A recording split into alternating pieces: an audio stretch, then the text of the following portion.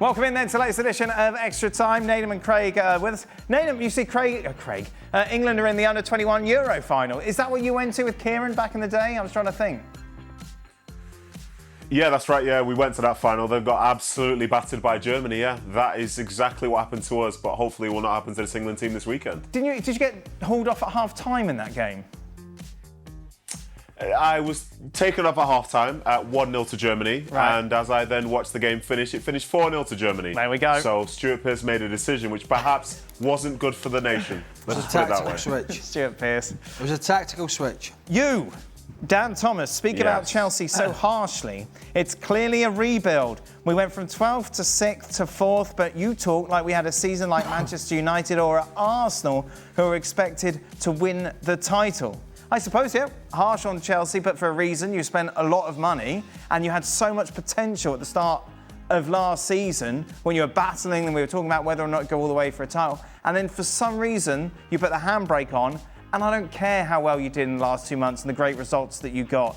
To watch Chelsea at the moment is really hard work. And I think as a fan, you deserve better. You go for it, son. No, that's what I'm... have I said anything out of turn? I think it's fair enough, isn't it? You go for it. You know, people picking on you. I know. In your condition. I know. Oh, you know what I mean? How can people do that? It's just not, you know, no sort of empathy out there. No, Nedum, are my expectations of Chelsea too high?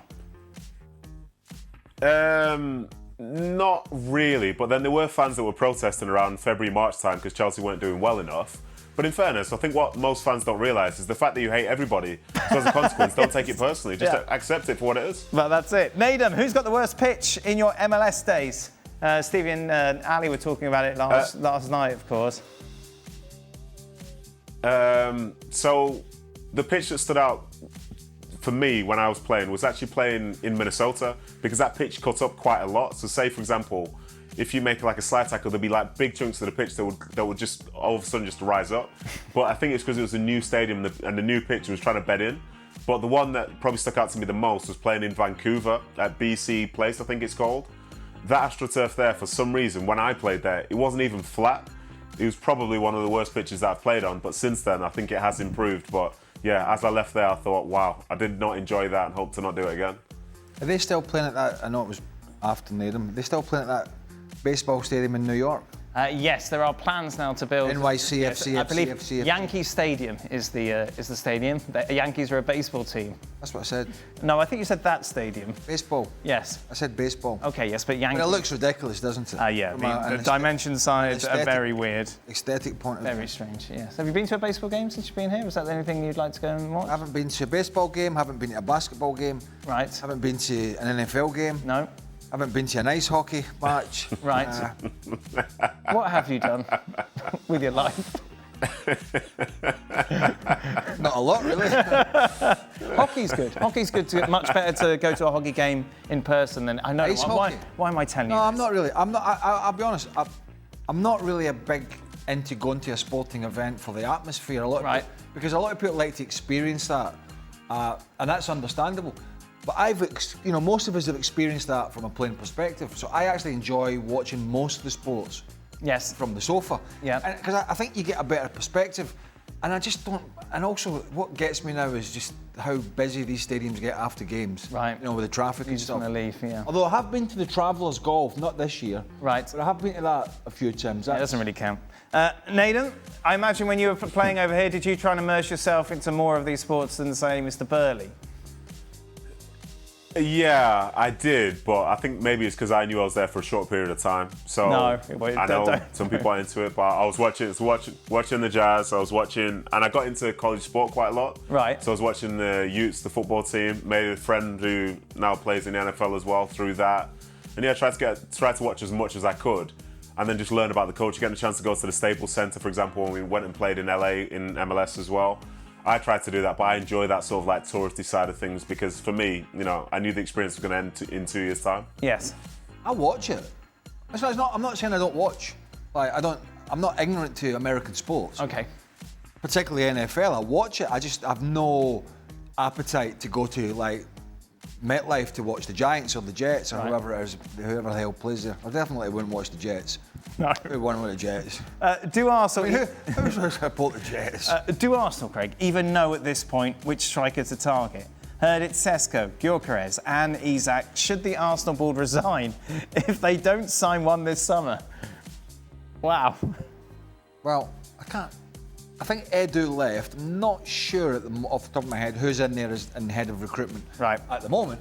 But we've just talked on the main show about Liverpool doing some, on the face of it, some very good business and very early. So there's going to be a lot of eyes on Arsenal. Because City have spent money. Yes. Right? They've recruited both in January and now. And there is no way in the world, right? You cannot sell me the story of Arsenal going in again with Kai Havertz. Mm-hmm. Right? He cannot sell that to the Arsenal base. So they're going to have to do something. Otherwise, there's going to be a lot of criticism. Like Isak isn't going.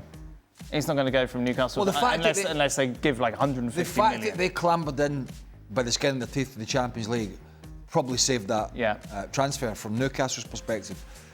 Gyökeres coming in from Sporting, I just don't know. I mean, he had a spell in the Championship as a younger player and it wasn't exactly brilliant.